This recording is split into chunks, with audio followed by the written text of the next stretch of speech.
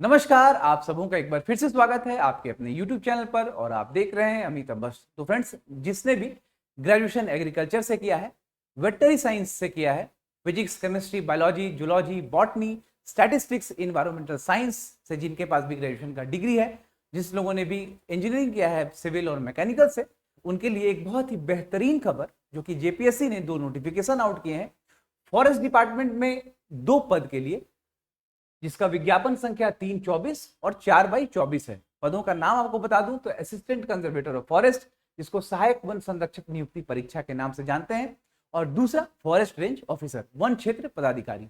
तो इन दोनों रिक्रूटमेंट के बारे में आज हम लोग इस वीडियो में डिटेल में समझेंगे। कब इसका फॉर्म शुरू हो रहा है, फॉर्म भरने की अंतिम तिथि कब है, क्या रिक्वायरमेंट्स है फ्रेंड्स, क्या सैलरी है, किस तरीके से एग्जाम का पैटर्न है। तो ये सारे चीजों को आज हम लोग एक वीडियो में देखेंगे। हमारे साथ वीडियो में बने रहिए और चैनल को जरूर लाइक और सब्सक्राइब करिए। तो जैसा कि आप देख रहे होंगे, ये झारखंड लोक सेवा आयोग यानी जेपीएससी के द्वारा फ्रेंड्स ये रिक्रूटमेंट का नोटिफिकेशन आया हुआ है। ठीक है, तो आप तो समझ ही गए होंगे कि ये एक कमीशन्ड जॉब है जो कि जेपीएससी ने निकाला है। अब देखिए, इसमें ये पहला पोस्ट जो है जिस पे हम लोग अभी डिटेल में बात करेंगे वो है असिस्टेंट कंजर्वेटर ऑफ फॉरेस्ट। ठीक है, असिस्टेंट कंजर्वेटर ऑफ फॉरेस्ट, जिसको कि सीएफ मैंने शॉर्ट फॉर्म में लिखा है। अब देखिए, सीटों की संख्या देखें तो आप यहां पर देख सकते हैं अराउंड 78 सीट्स। ठीक है, सीट्स का जो एलोकेशन है वो अनरिजर्व के लिए 32, ईडब्ल्यूएस के लिए 7, एससी का 8, एसटी 20, बीसी 1 6 और बीसी 2 में 5 सीटें। ठीक है, अब आइए, क्या रिक्वायरमेंट है, क्या बेसिक मिनिमम क्वालिफिकेशन होना चाहिए इस पोस्ट के लिए, उसको भी जानते हैं। लेकिन पहले जो रिक्रूटमेंट में आपको दिख रहा होगा वेतनमान यानी सैलरी, तो उस पर हम लोग एक बार डिस्कशन कर लेते हैं, क्योंकि ये काफी इंपॉर्टेंट चीज होती है फ्रेंड। और हम लोगों के मन में जब कभी भी कोई पोस्ट की रिक्रूटमेंट हम लोग देखते हैं तो हम लोग सबसे पहले उसके सैलरी को देखना चाहते हैं। तो आइए इसके सैलरी को समझते हैं। तो फ्रेंड्स, ये जेपीएससी के द्वारा असिस्टेंट कंजर्वेटर ऑफ फॉरेस्ट का पोस्ट है, बहुत ही बेहतरीन पोस्ट फॉरेस्ट डिपार्टमेंट का है। इसका सैलरी जो है ये 5400 ग्रेड पे फिक्स है, ग्रेड पे। ठीक है, ये ग्रुप बी का गैजेटेड पोस्ट होता है। ठीक है, इसकी जो सैलरी है तो आप इसको समझ लें कि ये जो 5400 ग्रेड पे है फ्रेंड्स, इसमें बेसिक सैलरी जो है वो 53,100 होता है। ठीक है, अब 53,100 जो बेसिक है इसका 50% आप निकालें तो 50% डीए होता है। तो 50% अगर आप इसको जोड़ेंगे तो ये लगभग हो जाएगा 26,550 रुपए। ठीक है, एचआरए देख लें, हाउस रेंट अलाउंस को बोलते हैं। तो एचआरए 20% ऑफ बेसिक है रांची, जमशेदपुर और धनबाद में। तो अगर 20% आप करेंगे तो ये लगभग 10,620 हो जाएगा। ठीक है, उसके बाद टीए यहां पर आपको मिलेगा, टीए 5400 रुपए आपको टीए मिलता है। ठीक है, और 1000 मेडिकल है, 1000 मेडिकल। तो अगर आप टोटल देखें तो ग्रॉस सैलरी आपको कितनी मिल जाएगी यहां पर, तो ये हो गया 80, 90, अराउंड 92,000।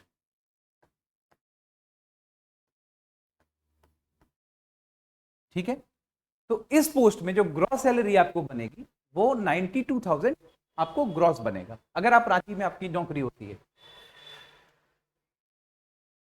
अगर आपकी नौकरी रांची में होती है तो 92,000 रुपीज आपको ग्रॉस बनेंगे, ये असिस्टेंट कंजर्वेटर ऑफ फॉरेस्ट के लिए।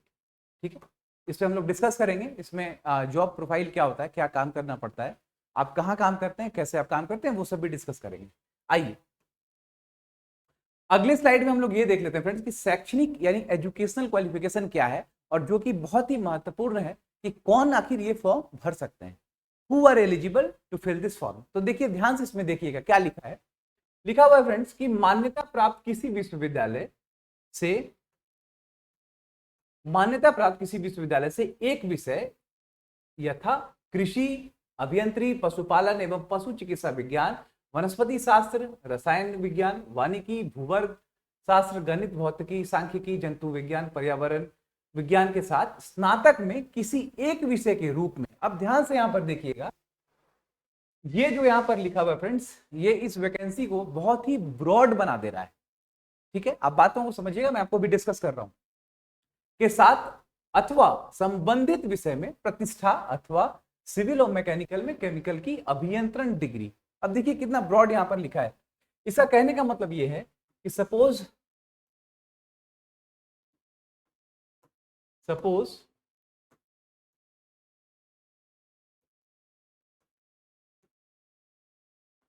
देखिए, अगर किसी के पास एग्रीकल्चर का डिग्री है, वो फॉर्म भर सकता है।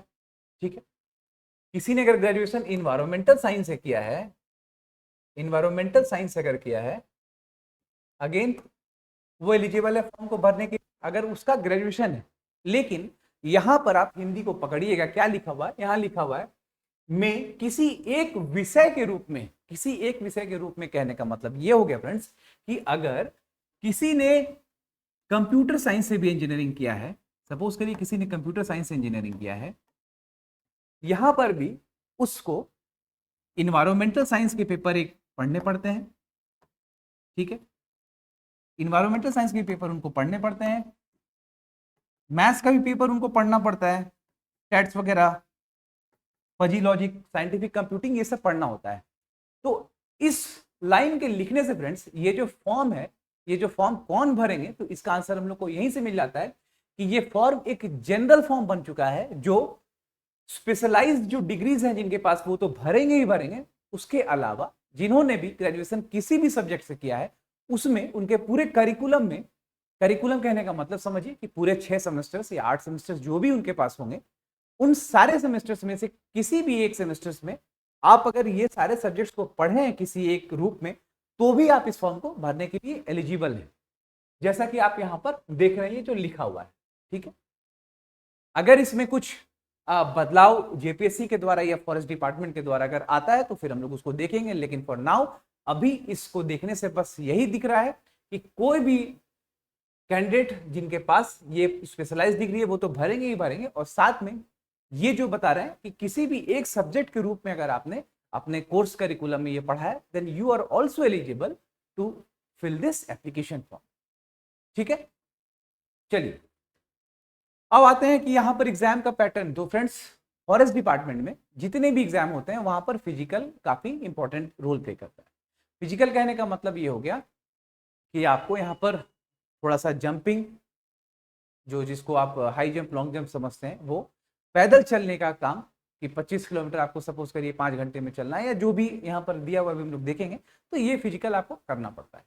तो आइए यहाँ पर फिजिकल क्या लिखा हुआ है, उसके बाद क्या हाइट होना चाहिए, तो वो सब भी हम लोग देखेंगे। अब देखिए, ऊंचाई के बारे में बोल रहा है, तो ऊंचाई पुरुष के लिए फ्रेंड्स 152.5 सेंटीमीटर है, 152.5 सेंटीमीटर। ये अगर आप फीट में चेंज करेंगे तो ये लगभग 5 फीट हो जाता है। ठीक है, और 163 अन्य कोटि के लिए, अन्य कोटि में रिजर्वेशन के अलावा जो भी हो गया उसको अन्य कोटि कहेंगे, अनरिजर्व इसमें ही आएगा। और ये 163 सेंटीमीटर अगर आप बोले तो ये लगभग 5.34 फीट्स होता है। यानी जिनका भी लंबाई अनरिजर्व कैटेगरी में 5.34 फीट्स है, यानी 5 फुट 3 इंच या 34 इंच जो लिखा हुआ है 5.34 इंच, तो आप डेफिनेटली इस फॉर्म को भर सकते हैं। आपका हाइट कहीं से भी रुकावट नहीं आएगा फॉर्म को भरने के लिए। ठीक है, उसी तरह महिला में देखें तो 145 सेंटीमीटर, अन्य कोटि के लिए 150 सेंटीमीटर। सीना बिना फुलाए ये पुरुष के लिए होता है। चेस्ट आप जब एक्सपेंड नहीं कर रहे होंगे अपने चेस्ट को, तब 79 सेंटीमीटर होना चाहिए, और फुलाने के बाद जब आप एक्सपेंड कर रहे हैं तो आपका 5 और ऐड हो जाता है, तो कोई दिक्कत नहीं है। यहां तक हो गया। अब शारीरिक जांच जो मैंने आपको पहले बताया, वो शारीरिक जांच में क्या है कि पुरुष 4 घंटे में 25 किलोमीटर पैदल चलना चाहिए। ठीक है, आपको 4 घंटे मिलेंगे, 4 घंटे में 25 किलोमीटर का टास्क होगा। ये बिग बॉस की टास्क की तरह नहीं, बल्कि आपको फॉरेस्ट में या फिर कोई प्लेग्राउंड में दिया जाएगा कि आप 25 किलोमीटर चलिए 4 घंटे के अंदर। अगर आप चल लेते हैं तो फिर आप ये फिजिकल क्वालिफाई करते हैं। महिला के लिए उसी तरीके से है, उनको 25 किलोमीटर नहीं बल्कि 14 किलोमीटर चलना पड़ेगा, समय 4 घंटे ही उनको मिलेंगे। ठीक है, अब देखिए, आपको इतना चलना है तो ऑब्वियस सी बात है कि अच्छे स्वास्थ्य का होना अनिवार्य है, ठीक है। उसे झारखंड वन सेवा के सदस्य के रूप में दक्षता पूर्वक कर्तव्य पालन करने में बाधा डालने वाली शारीरिक विकलांगता से मुक्त होना चाहिए। समझ रहे हैं? अब आइए, ये रतौंधी वगैरह जो है, नाइट ब्लाइंडनेस जो होता है वो सब नहीं होना चाहिए, ठीक है। अब आइए उम्र सीमा का संदर्भ। तो उम्र सीमा कैलकुलेट कब से हो रहा है? तो फ्रेंड्स, उम्र सीमा 1 अगस्त 2024 से कैलकुलेशन है। कहने का मतलब कि 1 अगस्त 2024 तक, या 24 से आप समझे, 21 वर्ष से छोटा आयु नहीं होना चाहिए, यानी 21 वर्ष से कम आयु आपकी नहीं होनी चाहिए। ये मिनिमम एज लिमिट हो गया। मैक्सिमम एज लिमिट की बात करें तो सारे एग्जाम्स की तरह स्टेट में और भी जितने एग्जाम्स होते हैं, तो उसी एग्जाम्स की तरह यहां भी अनरिजर्व्ड के लिए 35 ईयर्स, एक्सट्रीमली बैकवर्ड क्लासेस के लिए 37 ईयर्स, फीमेल्स जो कि एक्सट्रीमली बैकवर्ड होंगी उनके लिए 38 साल, शेड्यूल कास्ट और शेड्यूल ट्राइब्स में दोनों मेल और फीमेल्स दोनों के लिए 40 ईयर्स, और इकोनॉमिकली वीकर सेक्शन के लिए 35 साल, ठीक है। अब देखिए, एक्स सर्विसमैन जो होंगे उनको रिलैक्सेशन दिया जाएगा 5 साल का in their respective category. Ex serviceman आप समझ रहे होंगे, जो भी मिलिट्री आर्म फोर्सेस के लोग हैं, वॉलंटरी रिटायरमेंट का प्रोविजन होता है उनके यहाँ, अगर वो चाहें तो 20 साल के बाद कर सकते हैं, तो उस केस में उनको एक्स सर्विसमैन यहाँ पर कहा जा रहा है, और उनके लिए 5 साल का ये रिलैक्सेशन दिया जाए, ठीक है। आइए अभी हम लोग एडवर्टीजमेंट को फ्रेंड्स पढ़ लेते हैं, उसके बाद थोड़ा सा इसके प्रोफाइल को समझेंगे कि आखिर ये असिस्टेंट कंजर्वेटर फॉरेस्ट क्या है, किस तरीके से ये जॉब करता है। अब आइए, नियुक्ति हेतु चयन प्रक्रिया। तो सबसे पहले यहाँ पर प्रीलिम्स आपका पेपर होगा, प्रीलिम्स, ठीक है। प्रीलिम्स जब आप पास करते हैं उसके बाद मेंस होगा, उसके बाद फिजिकल होता है फ्रेंड्स,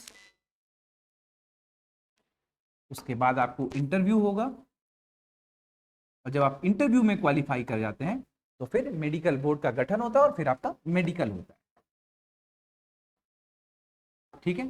तो यही 5 प्रक्रिया है जिससे आपको गुजरना होगा फाइनल रिक्रूटमेंट के पहले, ठीक है। प्री, मेंस, फिजिकल, इंटरव्यू और मेडिकल, ठीक है। कहीं कोई डाउट आपको नहीं होगी। अब ये सब तो है कि किस तरीके से कितने लोगों को लेना है प्री में, मेंस में, ये सब बातें तो ये अभी बहुत महत्वपूर्ण नहीं है। हम लोग जो इंपॉर्टेंट है, जो जरूरी है, उसको देखते चलते हैं। अब सब्जेक्ट की बात करें तो प्रारंभिक यानी प्रीलिम्स में क्या क्वेश्चंस पूछे जाएंगे, तो देख लीजिए, टोटल 150 क्वेश्चन होने वाले हैं। भारतीय इतिहास एवं भारतीय राष्ट्रीय आंदोलन से 20 क्वेश्चन रहेगा। भारत एवं विश्व का भूगोल, अब देखिए यहाँ पर ज्योग्राफी में आपको इंडिया और as well as world geography भी पढ़ना होगा, जो कि 15 मार्क्स से क्वेश्चन पूछे जाएंगे। भारतीय राज्य व्यवस्था एवं भारत का संविधान, जो पॉलिटी है, उसको आपको पढ़ना होगा, 20 मार्क्स के वहां से क्वेश्चन आएंगे। अर्थव्यवस्था यानी इकोनॉमिक्स, तो भारतीय अर्थव्यवस्था से आपको 20 क्वेश्चन आएंगे। अब देखिए, झारखंड का इतिहास, भूगोल, अर्थशास्त्र एवं संस्कृति, तो झारखंड का पार्ट यहां भी इंपॉर्टेंट हो जाता है। यहाँ झारखंड का हिस्ट्री, ज्योग्राफी, इकोनॉमिक्स और कल्चर, लगभग पूरा झारखंड आपको यहाँ भी पढ़ना होगा। उसके बाद देखिए, करंट अफेयर्स में राज्य, देश एवं विश्व की महत्वपूर्ण समसामयिक घटना, समझ रहे होंगे। और सामान्य विज्ञान जो साइंस है, वो 25 क्वेश्चन आएंगे वहां पर। कुल मिलाकर 150 क्वेश्चंस आपको रहेंगे प्रीलिम्स में, ठीक है। चलिए, कोई दिक्कत नहीं। एग्जाम फ्रेंड्स बड़ा है, जेपीएससी ये कंडक्ट करा रही है, तो थोड़ा सिलेबस इसमें वास्ट आपको मिलेगा और चीजें थोड़ी बहुत तो कॉम्प्लेक्स जरूर होंगी। अब आइए, मुख्य लिखित परीक्षा जो मेंस है वो कैसे होना है, उसका स्वरूप इस प्रकार है। देखिए, सामान्य अध्ययन पेपर 1, पेपर 2 200 मार्क्स से रहेंगे। वैकल्पिक विषय जो ऑप्शनल आप लेंगे, आपको ऑप्शन दिया जाएगा, उस ऑप्शन में आप जो भी सब्जेक्ट लेते हैं आपको 2 ऑप्शनल लेने पड़ेंगे, ऑप्शनल 1 और 2, और उसमें आपको 200 मार्क्स क्वेश्चन पेपर 1 और पेपर 2 में आएगा, ठीक है। टोटल मिलाकर मेंस में फ्रेंड्स 1200 मार्क्स के क्वेश्चंस होते हैं, 1200 मार्क्स मेंस में, ठीक है। और उसके बाद अगर आप इंटरव्यू का इसमें ऐड कर लें तो इंटरव्यू आपको 150, हाँ, इंटरव्यू आपको 150 मार्क्स का होता है। इंटरव्यू आपको 150 मार्क्स का होगा, और टोटल जो है ये सम आपको बन जा रहा है 1350। चलिए, ये 1350 मार्क्स का आपका मेंस हो जाएगा। तो यहां आप समझ रहे होंगे, कोई दिक्कत नहीं होगी। अब क्या विषय आपको लेने हैं, क्या क्या सब्जेक्ट है, तो उसका इंफॉर्मेशन आपको नीचे दिया गया है।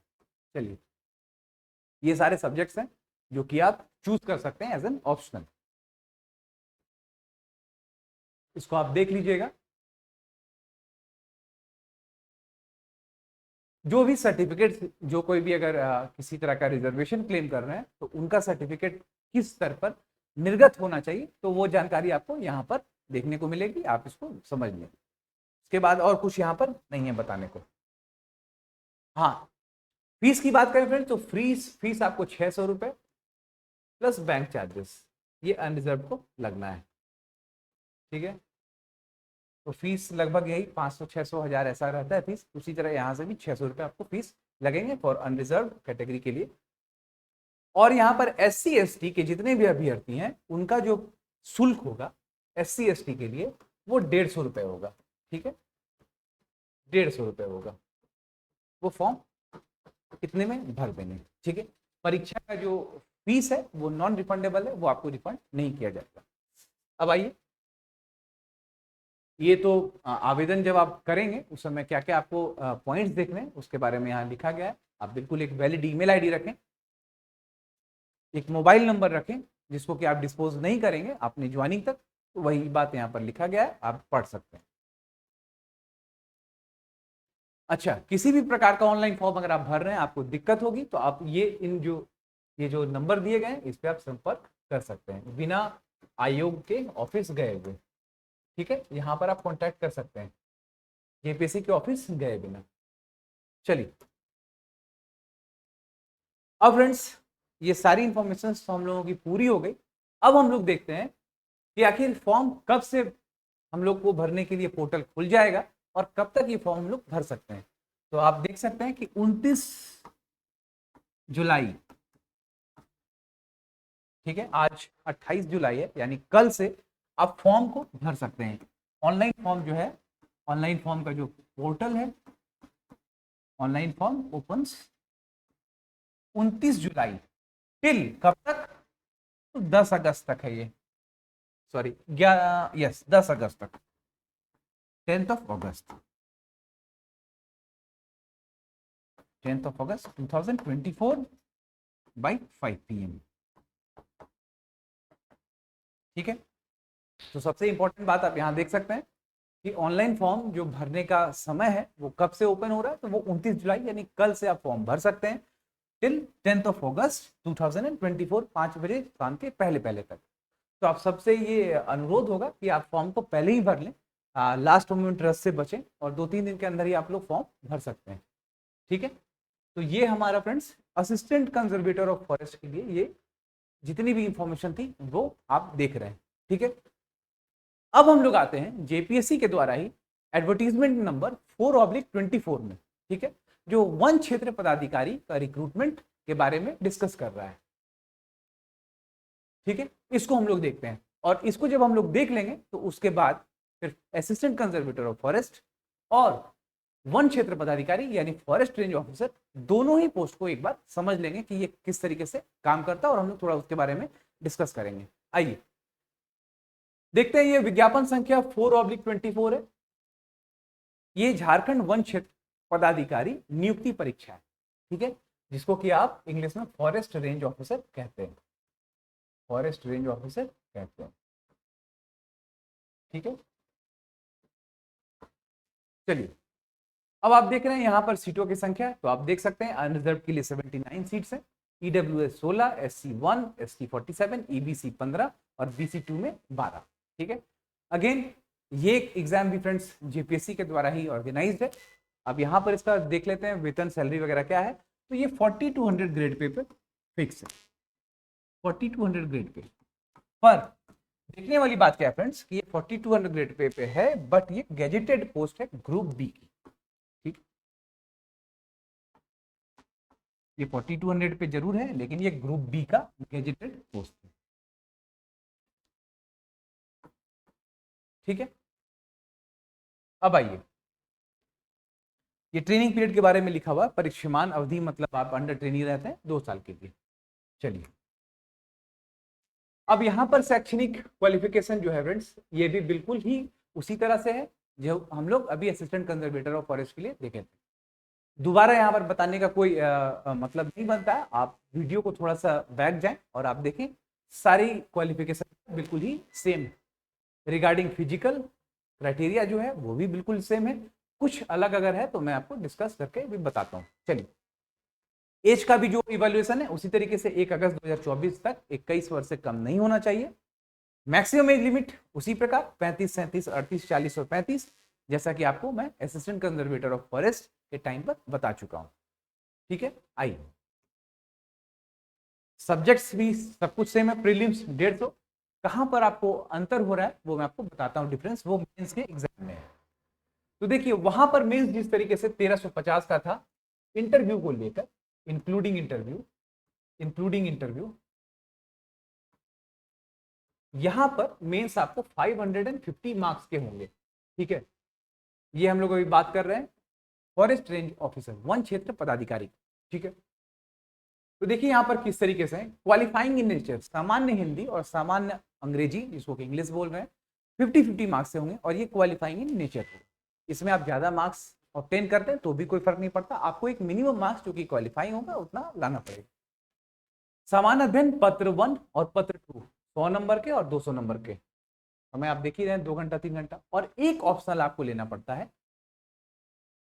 ठीक है, समान अध्ययन में एक ही पेपर होगा, वो 100 मार्क्स का होगा। वैकल्पिक यानी ऑप्शनल में आपको 2 पेपर दिए जाएंगे, 200 मार्क्स के। ठीक है, और इंटरव्यू 50 का, तो कुल मिलाकर 550 मार्क्स के आपके मेंस हो जाते हैं। ठीक है, अब सिलेबस आपको दिया गया कि आपको क्या क्या पढ़ना है, तो आप देख रहे होंगे ये अनिवार्य सामान्य अध्ययन का पाठ्यक्रम निम्नवत होगा, ये आपको सब कुछ लिखा हुआ है। ठीक है, ये जो 100 मार्क्स है उसमें क्या पढ़ना है, तो भारत का इतिहास, भारत राष्ट्रीय आंदोलन, भारत एवं विश्व का भूगोल, तो ये सारा जो आप देख रहे होंगे सिलेबस, ये बिल्कुल ही असिस्टेंट कंजर्वेटर ऑफ फॉरेस्ट के लिए जैसा था वैसा ही है। ठीक है, यहाँ पर बस आपको क्वालिफाइंग जो है वो है हिंदी और इंग्लिश, वो किस स्तर का होगा, तो वो माध्यमिक स्तर का होगा। ठीक है, कुछ कॉम्प्रिहेंशन उसमें आते हैं, एंटोनिम सिनोनिम हिंदी में अगर आप कहें तो उसी तरीके से थोड़ा बहुत आएगा, और आपको विशेष कुछ ध्यान देने की जरूरत नहीं है। हिंदी के पाठ्यक्रम में निबंध हो सकता है, संक्षेपण, व्याकरण, यही सब है। चलिए, अब फ्रेंड्स यहाँ पर कुछ बताने लायक वैसा नहीं है जो आपको फिर इसके लिए स्पेशल बताया जाए असिस्टेंट कंजर्वेटर में ऑफ फॉरेस्ट में, क्योंकि सारा कुछ कवर हो चुका है। अब आइए आपको इसके जॉब प्रोफाइल पर थोड़ा सा डिस्कस हम लोग करते हैं। ठीक है, आइए अब इसके जॉब प्रोफाइल को हम लोग देखते हैं। चलिए, तो पहला आता है assistant conservator, assistant conservator of forest. ठीक है, दूसरा आता है फॉरेस्ट रेंज ऑफिसर, दूसरा आता है फॉरेस्ट रेंज ऑफिसर। चलिए, अब हम लोग इसको थोड़ा डिवाइड करके देख लेते हैं। अब ये क्या है, ये पोस्ट किस तरीके से रन करता है, हम लोग इसको समझते हैं। तो सबसे पहले तो आप देख रहे होंगे कि यहाँ पर स्केल जो है फ्रेंड, ये 5400 ग्रेड पे का है, 5400 ग्रेड पे। ये आपका 4200 ग्रेड पे का है, दोनों गैजेटेड है, पर दोनों गैजेटेड। ठीक है, अब देखिए फॉरेस्ट रेंज ऑफिसर जो होता है फ्रेंड्स, ये आप समझे तो ये फॉरेस्ट डिपार्टमेंट का बिल्कुल बेस होता है। ठीक है, आप कह सकते हैं कि base of forest department, base of forest department, base of forest department.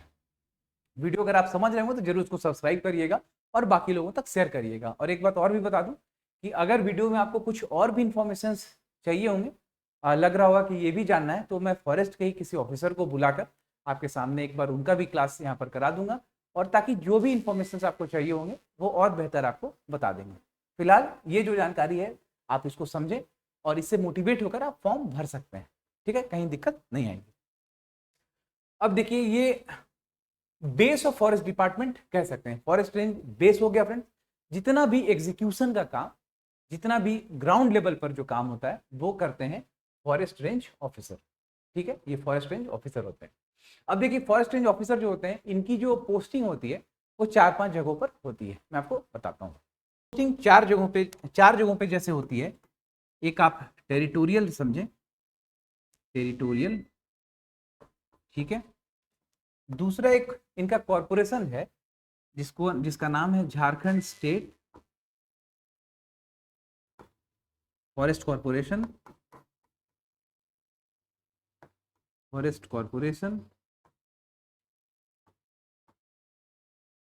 तीसरा एफॉरेस्टेशन, यहां पर भी इनको ड्यूटी मिलता है, एफॉरेस्टेशन, ठीक है। चौथा वाइल्ड लाइफ, चौथा वाइल्ड लाइफ।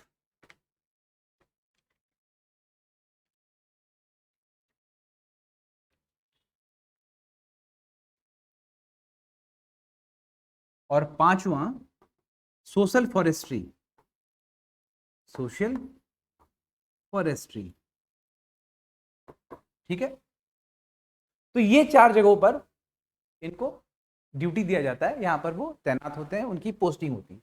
टेरिटोरियल हो गया, एक इनका कॉरपोरेशन होता है झारखंड स्टेट फॉरेस्ट कॉरपोरेशन, तीसरा एफॉरेस्टेशन में, चौथा वाइल्ड लाइफ और पांचवा सोशल फॉरेस्ट्री।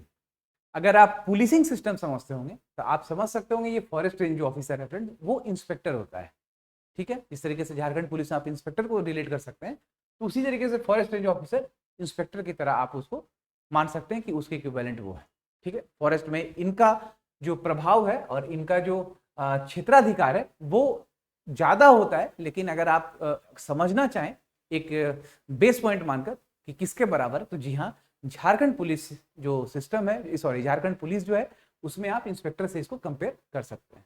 तो इसको आप बताइए ना फ्रेंड कि ये जो फॉरेस्ट रेंज ऑफिसर है ये बेस है सोशल आपका फॉरेस्ट डिपार्टमेंट का, और इनके पास काम बहुत होता है, ये भी बेस्ट मतलब होने वाला नौकरी है, मतलब यहाँ पर भी आप व्यस्त रहेंगे, आपके पास काम बहुत रहेगा। अब आइए देखते हैं इनका प्रमोशन के बारे में थोड़ा समझ लेंगे, फॉरेस्ट रेंज ऑफिसर का क्या प्रमोशन है, ठीक है। अब आइए उसको देखते हैं, पहले फॉरेस्ट रेंज का क्या प्रमोशन का स्कोप है। देखिए प्रमोशन क्या है, जो ये फॉरेस्ट रेंज ऑफिसर होते हैं फ्रेंड,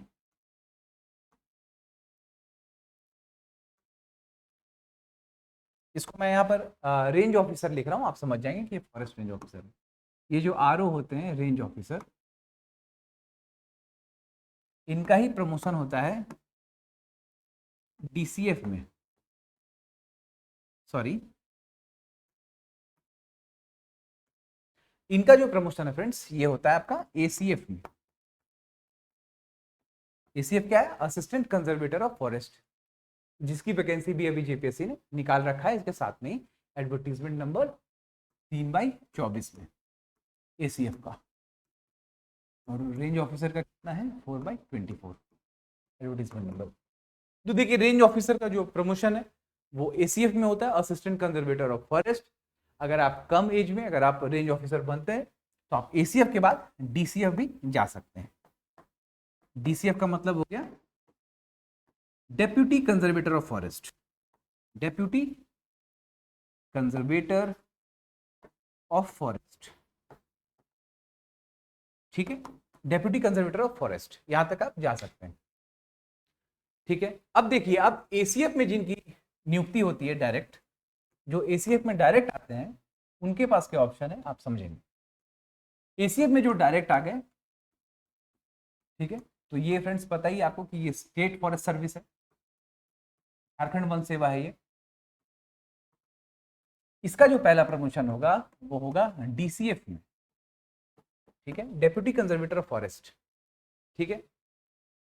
अब डेप्यूटी कंजर्वेटर ऑफ फॉरेस्ट क्या है कि जिस तरीके से ये एक कैडर है फ्रेंड्स, डीसीएफ, इसमें बहुत सारे लोग रहेंगे, ठीक है।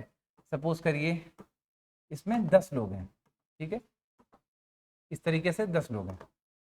अब इन 10 में जो भी सीनियर होंगे, जो सीनियर मोस्ट होंगे, जो भी सीनियर मोस्ट होंगे, ठीक है, उनको ही बना दिया जाएगा डीएफओ, जिसको की कहते हैं divisional forest officer, divisional forest officer, ठीक है। बात समझ रहे होंगे। अब ये जो डीएफओ है फ्रेंड्स, जिनको कि डीसीएफ को बनाया गया है डीएफओ, ये भी स्टेट यानी राज्य फॉरेस्ट सर्विस के तहत ही है फिलहाल अभी, ठीक है।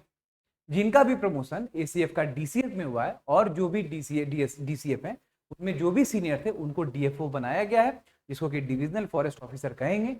अभी ये स्टेट फॉरेस्ट सर्विस ही इसको कहते हैं, ठीक है। इसके बाद क्या होगा, इसके बाद जब इनका इंडक्शन इंडियन फॉरेस्ट सर्विसेज में होगा तब फिर इनको डीएफओ डिविजनल फॉरेस्ट ऑफिसर ये कहलाएंगे, लेकिन उस समय ये आईएफएस हो जाएंगे, इंडियन फॉरेस्ट सर्विस। अभी ये स्टेट फॉरेस्ट सर्विस के तहत ही आएंगे डीएफओ में। और डीएफओ जो होते हैं फ्रेंड्स डिविजनल फॉरेस्ट ऑफिसर, जो कि स्टेट फॉरेस्ट सर्विस में भी आएंगे, और जब इनका इंडक्शन हो जाएगा इंडियन फॉरेस्ट सर्विस में तो फिर वो आईएफएस कहलाएंगे, ठीक है। एसीएफ का जो मेनली पोस्टिंग होता है फ्रेंड्स वो एज ए ओएसडी ज्यादातर होता है।